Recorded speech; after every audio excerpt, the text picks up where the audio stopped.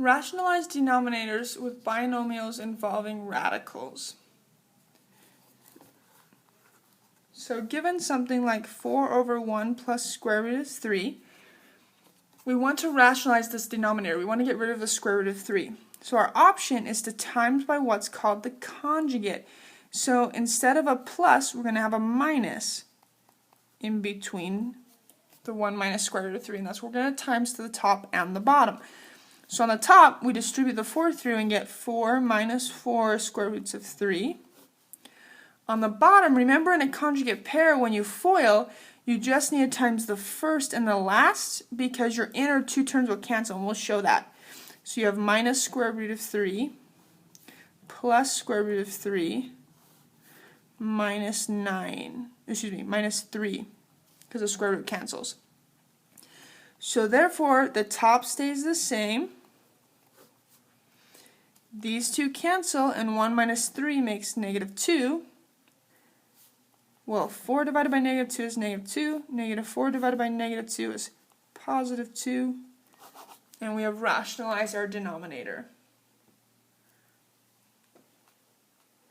So let's do another example.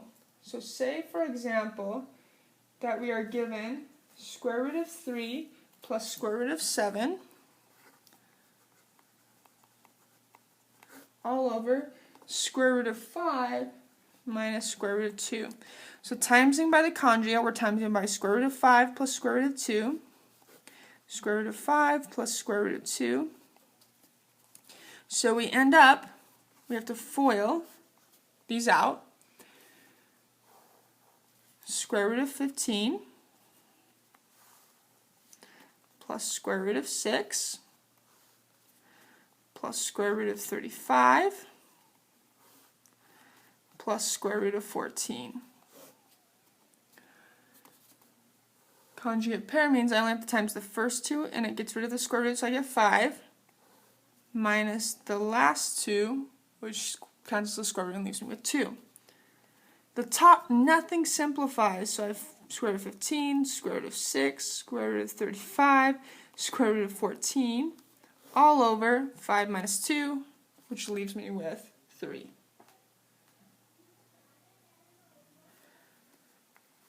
One last example. Say I'm given 8 over square root of 3x minus square root of y, timesing by the conjugate pair.